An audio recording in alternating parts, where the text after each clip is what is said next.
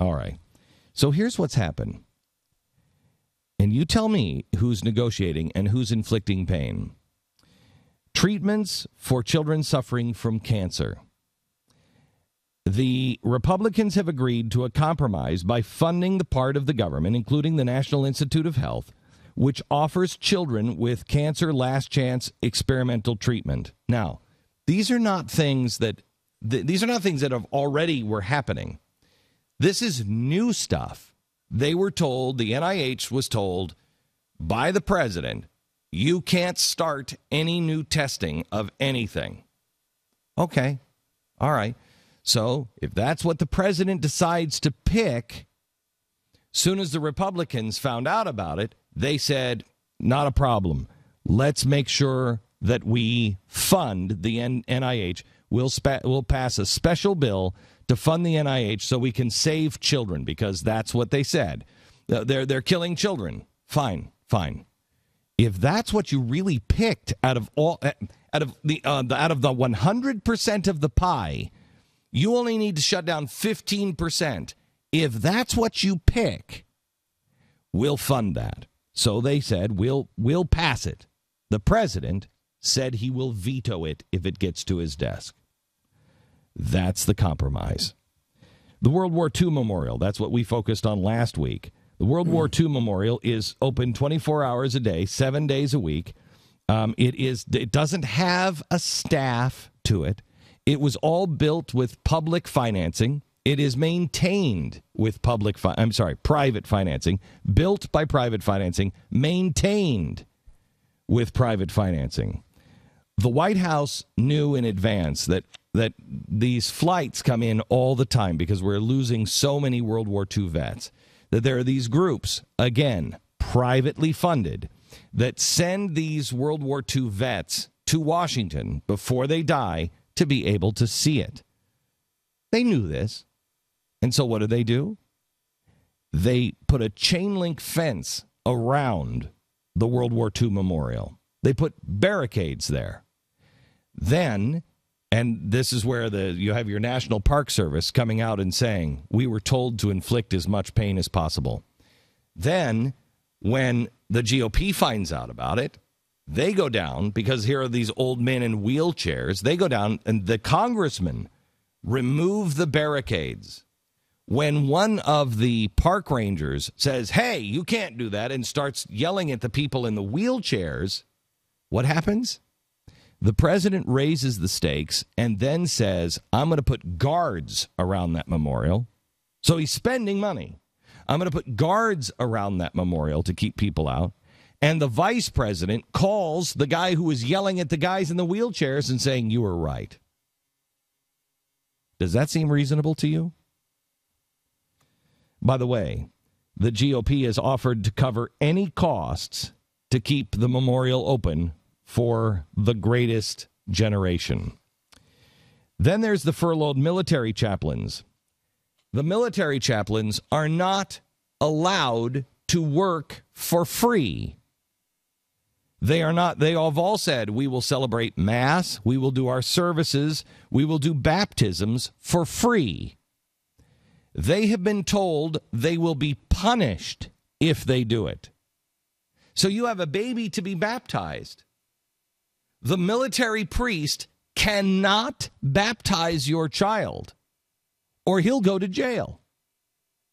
He can't celebrate Mass anywhere for free, or he will go to jail. Does this sound reasonable to you at all? In the Florida Keys,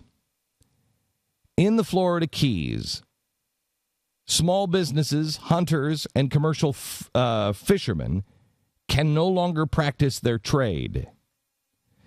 They have tried to close down, and get this, they have tried to close down the ocean. The feds are saying you can't do any fishing on the ocean. Does this seem reasonable to you? The American Forces Network, AFN, these are the people that carry shows like mine. They carry shows like I don't know. What is a liberal show? They have to have 50% of the shows have to be liberal. But they also not just broadcast the news and talk. They also bring our armed forces all of the sporting events, all the football games and everything else. The golf course at Camp David is deemed essential. But AFN carrying the football games, carrying them, not doing them, carrying them. So in other words, I'm running a show, and let's say I'm running, I don't even know, Little House on the Prairie. Every Monday night is Little House on the Prairie night. It doesn't cost me anything to run it because I've already paid for it. I've already got the rights. I've negotiated for the rights a long time ago. I can't run. I'm not gonna run it. Little House is canceled. Everything else on the network is running, but Little House is really. By the way, Camp David, the golf course, and Camp David is open. The D-Day Memorial. The GOP has offered to compromise and fund all of the national parks. The president has said he will veto any compromise on legislation. So the D-Day Memorial in Normandy has now been barricaded. Mount Vernon, George Washington's home, is privately funded. The feds blocked the visitors from entering the parking area because the National Park Service maintains the lot. 100 privately managed parks that cost the government no money to run. The U.S. Treasury actually makes money from rent paid by private companies that employ 400 to 500 camp workers and managers across a dozen states. No federal money is used to operate any of these parks. In fact, the federal government makes money through the operation of these parks. He had them all closed down. And so the 400 to 500 private employees have been furloughed. And by the way, they don't get any of their money back. They're just destroyed. Because I forgot to tell you, the GOP and the Democrats did get together in some emergency legislation. They don't give a flying crap about the 400 and 500 employees that are privately, but those government workers, they raced to make sure they knew, oh, don't worry, you'll get your money. A self-sustaining colonial farm that hasn't received a dime of government money since 1980 has been closed for the first time in 40 years. The National Park Service has succeeded in closing the farm to the public. In previous budget dramas, the farm has always been exempted because the government pays nothing, provides no staff, nor do they provide any resources to operate the farm. The state-run parks in Wisconsin, Kettle Moraine, Devil's Lake, interstate parks, the state-owned portion of, Horicon Marsh, the governor there said, go to hell. The president has closed the Vietnam Memorial. The GOP passed the compromise legislation that would fund the memorial, keep it open to the public, but the president said he would veto it. The operator of a 51-room inn located on U.S. government-owned land in North Carolina abandoned his defiant stance on Thursday to keep his property open, despite being ordered to shut down as part of the federal government shutdown. October is this inn's prime season. The GOP has offered a compromise to open this particular park, but the president said no to that compromise. So here is a private individual that will lose out on the money that he makes in his prime season. State troopers, by the way, have blocked the customers from entering the parking lot. How much are they spending on the state troopers? Again, Park Service ranger said, quote, "We've been told to make life as difficult for people as we can." The president has forced residents out of their private homes. The government shutdown being felt close to home for some locals. They say they're being forced out of their private homes on Lake Mead because they sit on federal land. Acadia Park, Maine. "We've been training for 2 years at CrossFit for this hike. No kidding." She said the shutdown now is going to keep everybody off of Acadia Park. A historic restaurant opened during the last shutdown, forced to close. An iconic Philadelphia restaurant been forced to close its doors and turned away booked parties because of the government shutdown. That is a private restaurant. They won't get any money back.